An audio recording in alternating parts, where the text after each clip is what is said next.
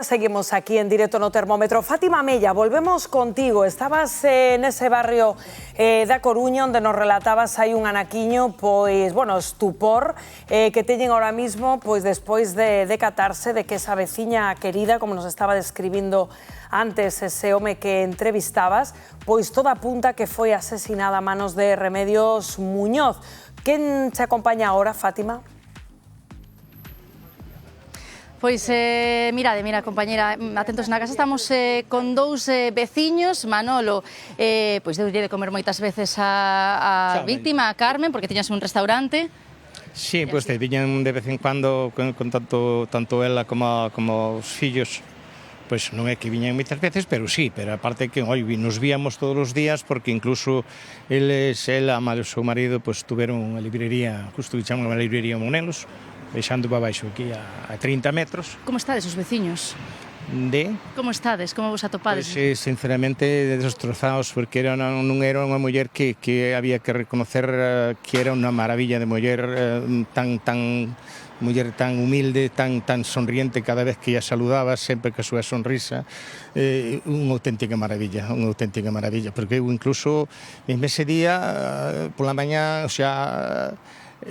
pola mañá, xa tirando hacia mediodía, o día do crime. Sí, pois encontreina aquí e saludeina, depois estaba sentada aquí no banco, volvín a saludar, que coincidiu que pasei outra vez, onde se sonriu. Era tranquila, era unha santísima, bendita muller. Tanto ela como incluso o seu marido Paulino, que era bastante conocido na ciudad mismo, por outros motivos. En fin... Se fala de outra cousa aquí, como dicimos... Non se fala porque non se pode falar, sobre todo do caso como fui, que me parece imposible que, despois do pouco que eu sei, que pasen esas cousas, que incluso os autores, esas persoas que son responsables, que poidan deixar unha persona libre despois de todo o historial que ten. Tremendo, verdade. Mira, falamos agora con María Jesús, porque ela tamén, claro, ti eres veciña xusto deste portal no que estamos, que era onde vivía Carmen. Sí. Claro, que nos contas dese día, ou dos días antes, que ti presuntamente viches, a presunta asasina, dicimos? Yo la veía, ella por la calle la veía siempre bien. Lo único que un día la vi agarrada del brazo de una persona que no conocía, pero bueno, yo no conozco todas las amistades de mis vecinos. Y dije, bueno, a lo mejor los hijos le cogieron una mujer para que la cuidara, pero es la única, pero la vi de espaldas, no le vi. El día que falleció vino la policía a mi casa y yo no la reconocía la foto.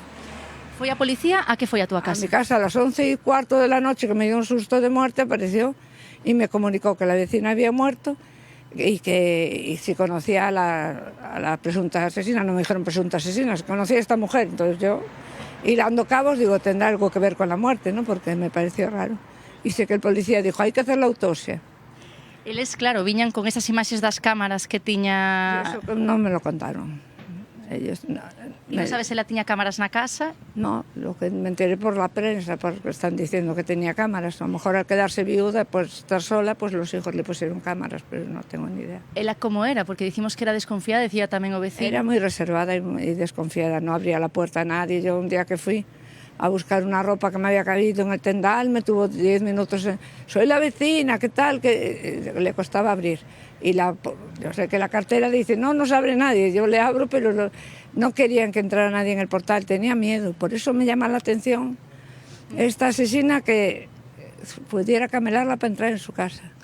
Aparte que fue un asesinato gratuito, porque esta señora era viejecita, andaba con bastón, la encerraba en cualquier habitación, podía robarle toda la casa, no había ninguna necesidad de matarla, ninguna necesidad. A verdade é que non, gracias por atendernos, María Jesús. Pois nada, son os testemunhos dos veciños de aquí que están, como dicimos, pois desconcertados. Grazas, Fátima. Moi interesantes eses testemunhos. De feito, quero trasladarvos efectivamente o que lle estaban contando aí a Fátima na rúa. Por unha banda, Xosé Antón, esa dúbida que se plantexaba ese home e que creo que hoxe todos os que nos estén vendo pois estarán preguntando tamén na casa, non? Unha muller condenada por 3 asesinatos.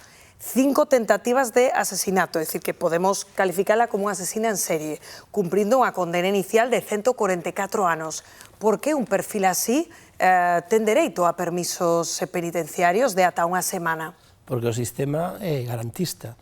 Entón, o sistema permite eso, o sistema penitenciario permite que tú, cando entras na cadea, na prisión, o teu historial rematou aí, entra un historial novo. Bueno, pero hai supostos polos que se pode denegar un permiso, por eso mismo, entonces aquí o sistema funciona dun xeito.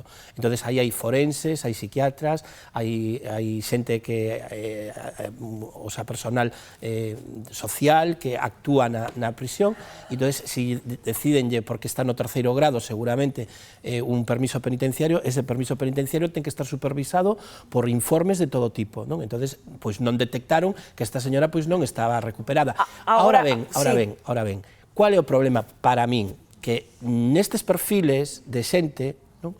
Pois o que ten que haber é un control continuo Agora desa charlamos sobre eso, Xosé Antón, porque de feito temos agardando a un psiquiatra forense o que lle quero preguntar sobre eso precisamente, pero Jesús, tamén parecía chamativo a reflexión desa outra veciña que Fátima entrevistaba, que dicía: Carmen, esta nova víctima, era unha muller moi desconfiada, tiña ata cámaras da casa, non deixaba entrar a ninguén. Como de novo Remedios logrou non sortear a reticencia dunha anciá desconfiada? Sí. Ela sempre buscaba víctimas vulnerables, sempre é unha asesina en serie, é dicir, sempre o mismo patrón de víctimas en todo momento, e ademais non precisaba de moito tempo para coñecer e gañarse a confianza, non? Claro, aquí estamos ante un permiso de 7 días, como máximo. Exacto, e lle sobraba o tempo. De feito, ás veces, nun dos intentos de asesinato de Barcelona, comete un erro, e cando chega a casa, o home da víctima está ali e o que lle salva a vida, non? Polo tanto, lle sobraba o tempo, non? Hai que ver unha cousa tamén neste caso importante, é que esta muller tiña unha adicción á ludopatía. De feito, cando a deteñen en Barcelona, ela está xogando a máquina tragaperras, non? Como anécdota, quen a encontra xogando a máquina tragaperras é José Luis Trapero, vos acordades, o maior dos Mossos de Escuadra, que era xefe entón da división criminal, e el é cun compañeiro o que, cando están buscando a por toda Barcelona, a encontran nun casino xogando a máquina. Que curioso.